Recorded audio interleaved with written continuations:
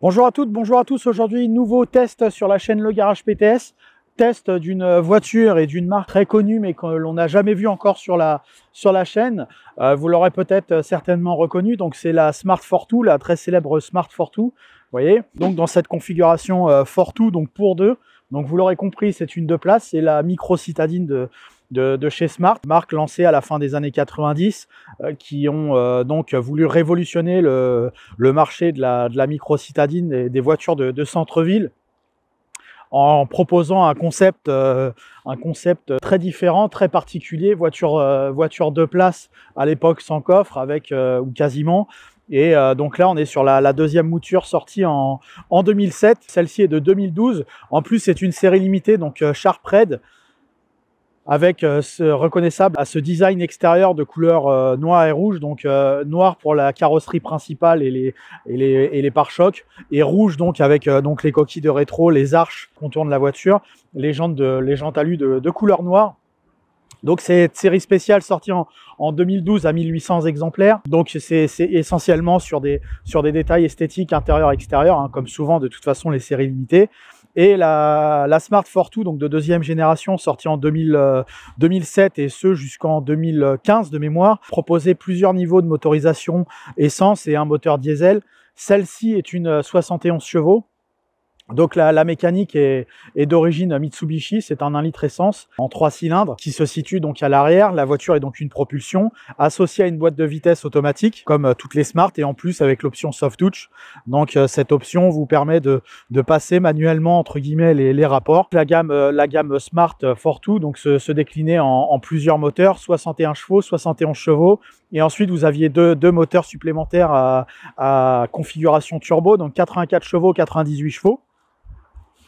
98 chevaux qui était réservé à la version Brabus, que peut-être un jour on essaiera ou pas sur la chaîne, et puis une version diesel, mais bon, ça c'est inutile sur ce type de véhicule.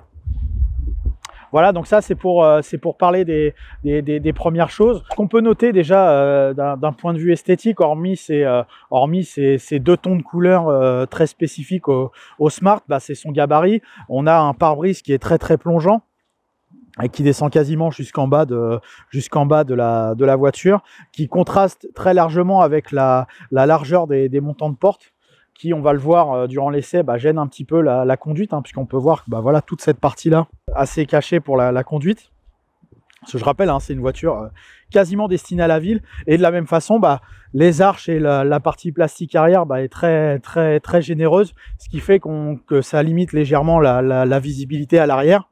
Les feux ronds, donc ça c'est la signature Smart Fortwo dès le départ, hein. Les premières versions étaient également comme ça, avec des feux tout ronds à l'arrière, et donc des gros boucliers en plastique qui, vous voyez, hein, ils partent de très loin, ils vont jusqu'à l'arrière. Ils font le passage de roue en même temps. Donc c'est des grosses parties en plastique. En fait, cette voiture-là, la Fortwo, c'est un mi-chemin entre une voiture et un scooter. Il y a beaucoup d'assemblages qui rappellent le scooter. Donc voilà, pour cette partie extérieure, les espèces de ouïes d'aération, hein, elles sont trouées, donc on peut passer le doigt à l'intérieur. C'est pour la partie moteur. On découvre une voiture plutôt bien finie pour la catégorie, avec donc sur cette série spéciale, la personne a pris une option cuir nappa supplémentaire avec les coutures rouges. La marque Smart appartient au réseau Daimler Mercedes, et donc on va retrouver des choses assez similaires. Cette partie-là, c'est pas du tout la même matière que cette partie avant. Ça, c'est pour les connaisseurs, c'est de l'MBTEX Mercedes. Mais ça, c'est du cuir nappa, donc c'est pas tout à fait les mêmes matières. Donc ça, c'est une matière vraiment prestigieuse. Ça, c'est un cuir dérivé de plastique qu'on va retrouver également sur la planche de bord, avec des surpiqûres sur cette version Sharp Red. Vous voyez, donc ça fait un espèce de cuir granulé également sur le volant. Donc tout ça, c'est des cuirs dérivés de textile, donc de plastique. Ça s'appelle comme ça chez Mercedes, MBTEX. La Fortwo, donc comme son nom l'indique, c'est une 2 places. Donc on est installé plutôt correctement, avec une sensation assez particulière à bord, puisque on a, je vous dis, les grandes surfaces vitrées. Donc si je ferme la porte, on peut voir qu'on a des surfaces vitrées assez importantes. On a en plus un toit panoramique qui se ferme, donc il n'est pas ouvrant, hein, c'est juste une partie vitrée. Donc un pare-brise assez grand, mais qui tranche avec les grands montants. Donc les grands montants, bah, ils servent essentiellement à la sécurité de la voiture, hein, pour les normes de crash test. Pour ceux qui ne savent pas, il y a eu certains tests avec les Smart au niveau du test de l'élan. Les premières séries étaient plutôt dangereuses, enfin en tout cas plus que dangereuses. Elles n'avaient pas réussi le test et ça avait créé une polémique, hein, aussi, au même titre que la classe A. Et du coup, après, ils avaient dû aménager très largement le véhicule pour pouvoir le faire homologuer. Donc, mais c'est pas le cas sur cette deuxième génération de Smart. Mais bon, c'est pourquoi voilà, il y a les grands montants, parce que ça permet de protéger un petit peu les passagers intérieurs s'il y a un choc arrière. La coque est plutôt solide d'ailleurs, hein, contrairement à l'image qu'on pourrait en avoir, hein, même s'il y a un accident, la voiture elle se déforme pas trop. En tout cas, pas plus qu'une autre citadine. Le reste de l'équipement est plutôt complet sur cette série limitée, hein, donc les deux vitres avant électriques, les airbags un peu partout. On a un système GPS, donc la clé derrière le levier de vitesse, à la manière des Saab. Voilà, donc le système GPS tactile, s'il veut bien se mettre en route. Donc voilà, vous appuyez sur la touche menu, après vous avez une navigation. Donc après, il est assez long à charger, hein. J'ai déjà essayé, c'est un peu long à charger pour avoir la vision de la carte. La climatisation, on a un petit compteur central avec donc le passage de rapport ou la version automatique. C'est-à-dire que là, on est sur le neutre, donc point mort. Si je décale le levier de vitesse, peut-être pas à l'arrêt, mais je vais démarrer la voiture. Alors, il faut remettre la voiture. Voilà. Donc là, la voiture est en route. Donc si je décale le levier de vitesse, on peut voir qu'elle est sur A. Donc ça, c'est le levier de vitesse. Comme ça, elle est sur neutre. Comme ça, elle est sur R, donc pour reculer. On a la position R, donc pour reculer. Et donc, si je fais ça, donc je retourne sur le neutre. Et si je décale le levier sur le côté, j'ai le petit A qui apparaît. Donc pour automatique, donc la voiture, elle avance de manière conventionnelle. Et éventuellement, j'ai un petit bouton là sur le côté. Si j'appuie dessus, j'ai un petit 1 qui apparaît. Donc là, on est entre guillemets en mode manuel. Et il me suffit après de pousser en avant pour monter les rapports ou de pousser en arrière pour les descendre. Ça sert pas à grand chose, mais en tout cas, c'est présent. Vaut mieux laisser le mode automatique. Et juste devant, on a donc le mode éco. Vous pouvez voir la touche éco ici, enfin le petit témoin éco qui est allumé. Là, il est de couleur orange. Dès que la voiture est chaude, il est de couleur verte, donc il se mettra en fonction. Dès que vous arrivez au stop, la voiture s'arrête et donc le moteur se coupe et puis redémarre. Alors le système est assez lent, hein, mais il a le mérite d'être présent. Et donc si j'appuie ici, je désactive le mode éco. Vous voyez, j'ai appuyé, hop, on n'a plus l'éco. Et je rappuie, on a le mode éco. Et donc pour ensuite couper le véhicule, il suffit de faire ça. Donc verrouillage centralisé, toit panoramique, sellerie cuir, vitre électrique, jantes alu. Donc un équipement plutôt complet, hein. Bien sûr, il n'y a pas de régulateur de vitesse, il n'y a pas de radar de recul. La voiture est toute petite, donc c'est peut-être pas forcément nécessaire. Et donc sur la partie arrière, on peut voir qu'il y a des petits filets de rangement. Donc vous en avez ici, vous en avez dans les portes de chaque côté, vous avez une petite boîte à gants. Et vous avez également, je vais faire le tour, un tout petit filet là vous avez aussi un tout petit filet ici. Il n'y a pas beaucoup de rangement dans cette voiture, donc les objets sont assez apparents. Il aurait peut-être fallu mieux faire des boîtes qui se ferment, parce que ça reste des voitures de ville. C'est un petit peu dommage, je trouve. Après voilà. Et pour la partie coffre, donc c'est un coffre qui s'ouvre par contre très intelligemment en plusieurs parties. Donc si vous êtes stationné de manière très serrée, vous pouvez malgré tout charger. Donc premier temps, la vitre arrière. Deuxième temps, la plage arrière que je peux pousser. Voilà, comme ça. Et troisième temps, donc si j'appuie sur ce loquet-là, ça me libère le seuil de chargement. Donc on peut voir, hein, une petite sacoche de 3 choses qui rentrent dedans. On pourrait mettre, je sais pas, peut-être 2 voire 3 packs d'eau, pas plus. On peut mettre quelques courses, hein, quelques objets. Et donc dessous la moquette, vous avez le coffre qui s'ouvre, pardon, et vous libère l'accès à la mécanique. Donc là, bon, je ne vais pas le faire parce que c'est un peu... il va falloir que j'enlève toutes les affaires, etc. Mais bon, vous avez un moteur japonais, tout ce qu'il y a de plus classique, assez accessible. Et pour les niveaux sur ces Smart, c'est comme sur les Twingo. Twingo a repris un peu le concept, hein. Donc en fait, vous tirez sur les languettes. Ouais. Vous tirez ici, tac, de chaque côté. Vous tirez ici, vous libérez. Et ensuite... il faut essayer d'attraper le capot, voilà, il se déclipse. Et donc là, vous avez accès, aux mises à niveau différentes de la voiture. Il y a le ventilateur, là il y a le liquide de frein, là il y a le lave-glace et puis le liquide de refroidissement. Ensuite, il suffit de refermer le capot et ensuite de retirer les languettes vers l'intérieur. Donc voilà, ça c'est un peu l'ensemble des aspects pratiques de la voiture. L'antenne sur le côté, reprise du système Twingo. Donc voilà la revue de détail un peu extérieur-intérieur.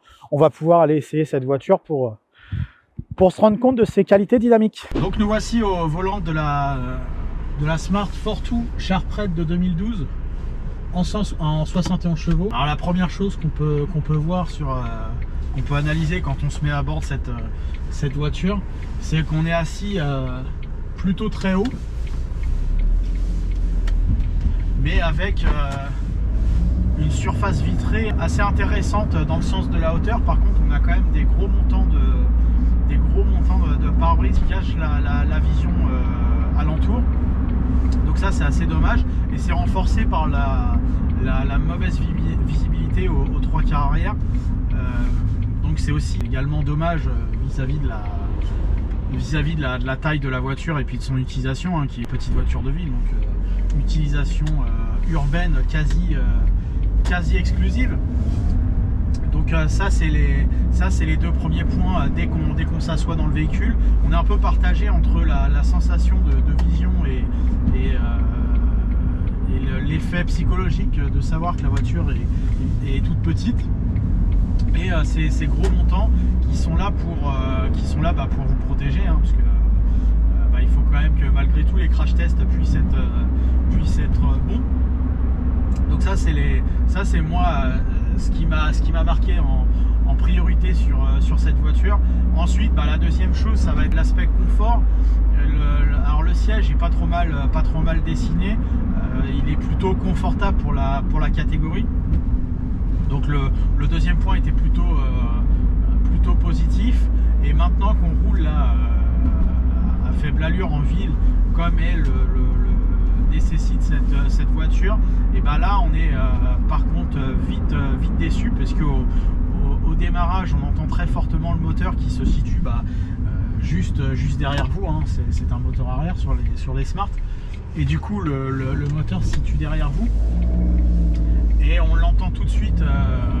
Il est très sonore et comme c'est un 3 cylindres, il a une tendance à la vibration assez facile. Et deuxième point qui est assez marquant sur cette voiture vis-à-vis du confort, le premier point, c'est que le siège au départ est pas trop mal dessiné, mais la suspension est excessivement rigide, très certainement due à des problèmes de tenue de route de la voiture, hein. On se rappelle que la première génération avait pas réussi le test de l'élan sans partir en tonneau, donc après ils avaient dû faire des modifications de châssis. Les barres anti-roulis sont extrêmement grosses sur ces voitures, et ce qui fait que plus les pneus à flanc très bas et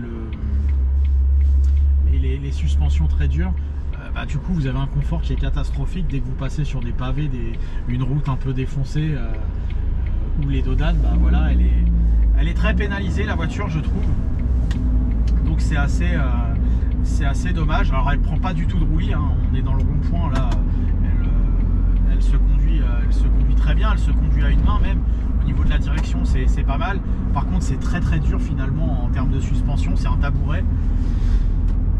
Et donc c'est dommage parce que le siège était pas mal dessiné. On va essayer de procéder à la reprise, voir comment réagit cette boîte de vitesse. Alors je la laisse volontairement en automatique. Il y a la fonction soft touch, on peut passer les vitesses entre guillemets manuellement. Donc le rétrogradage est très lent. Par contre la sensation de poussée du petit moteur Mitsubishi est très bonne. Alors je peux pas aller au-delà de la vitesse, mais ça m'a permis de tout de suite analyser. Donc c'est une voiture qui est limitée à 145 en vitesse maximum. Elle est bridée automatiquement. Elle pourra aller plus vite, mais de toute façon, vu l'auto, c'est peut-être pas ce qu'on lui demande. Vous voyez, chaque raccord de route, la voiture elle saute. c'est vraiment très très ferme. C'est assez désagréable. La poussée du moteur Mitsubishi est plutôt très bonne. Il est juste handicapé par cette boîte de vitesse d'une lenteur géniale.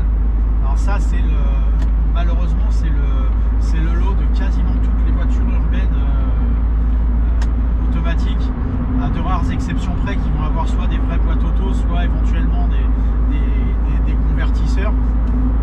Mais la majorité des petites voitures automatiques vont avoir des boîtes robotisées. Donc en fait, pour simplifier, c'est une boîte manuelle où juste la fonction de l'embrayage est automatisée, et le robot qui passe la vitesse pour vous, et il le fait de manière très lente, et ce qui fait que c'est assez désagréable.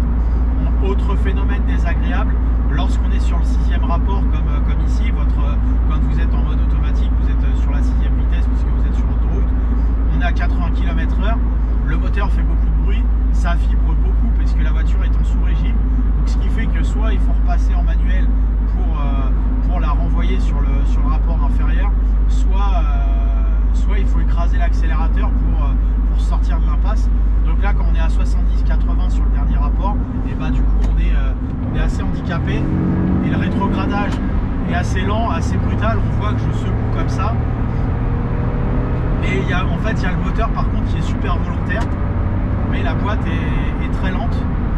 Voilà, là je suis à 102, 103 km/h au compteur. Ça fait pas moins de bruit ou plus de bruit qu'à 80, c'est juste plus agréable puisque finalement vous n'avez plus les vibrations vraiment gênantes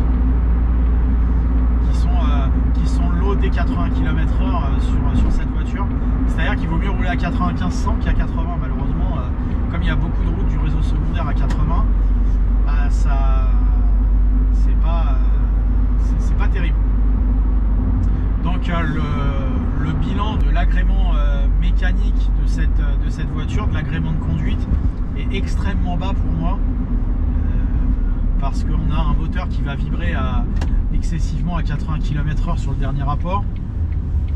On va avoir des suspensions hyper dures, un moteur bruyant.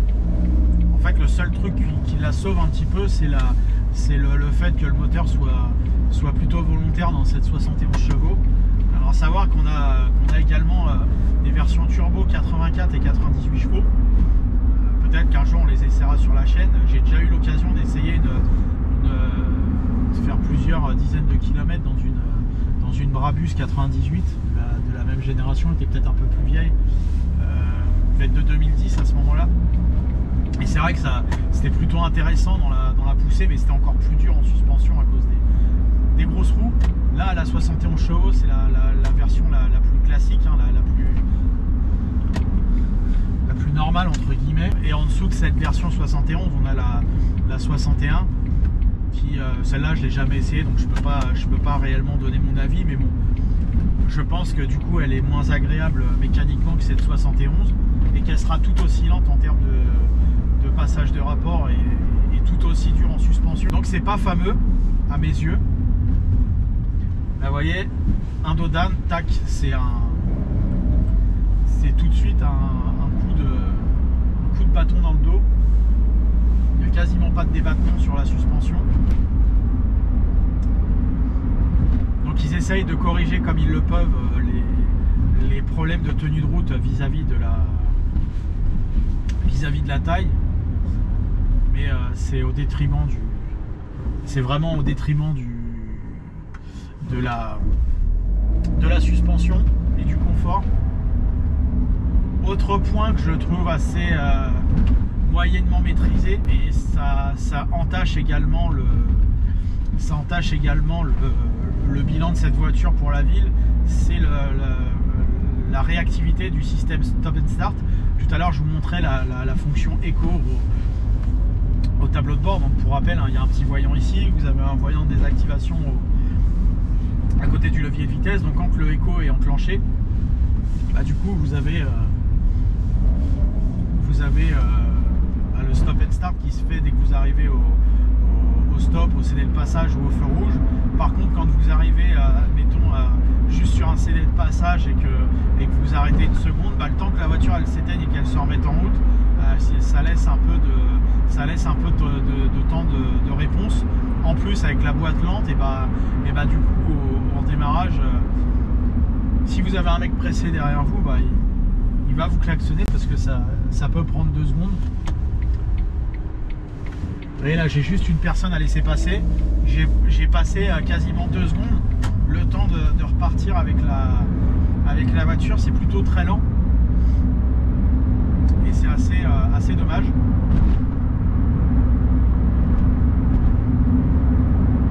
Après pour le reste, la qualité de finition est heureusement du meilleur niveau pour cette Smart dans la catégorie. Je le disais tout à l'heure, on a sur cette version, sur cette série spéciale, alors c'est pas tout à fait du cuir, hein, mais il y a les surpiqûres qui agrémentent le tableau de bord. Le GPS est plutôt alors j'ai pas cherché à l'utiliser, hein, je me sers pas trop de ce genre d'accessoires, mais en tout cas ça donne une bonne qualité d'ensemble. La finition en cuir, entre guillemets en cuir, pour les connaisseurs, c'est du MBTEX de chez Mercedes, donc c'est l'imitation cuir de chez eux. C'est la même chose sur le volant, c'est la même matière. Donc tout ça, pour une voiture de cette gamme là, ça lui donne un petit plus, mais vis-à-vis du prix du neuf et du prix d'occasion encore aujourd'hui pour ces voitures, c'était le minimum à attendre. Là on est vraiment sur un objet irrationnel, hein, la Smart. Pour moi ça vaut pas le coup d'acheter ça, pour être très clair, parce que soit vous avez besoin d'une voiture et acheter une voiture avec 50 cm de plus, ça va pas vous tuer, hein. Je pense qu'une C1 c'est mieux, enfin je suis même sûr, je préfère une C1.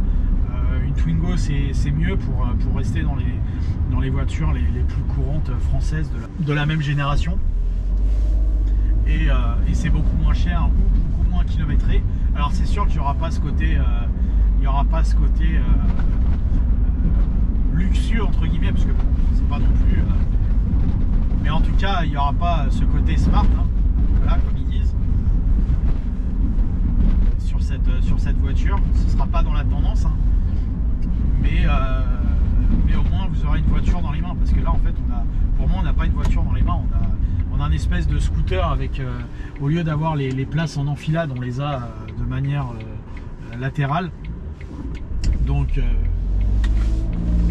je préfère acheter un scooter 125 si vous êtes à 50 cm près pour vous garer plutôt que cette Smart, et je préfère avoir une Twingo si c'est pour avoir une petite voiture de ville.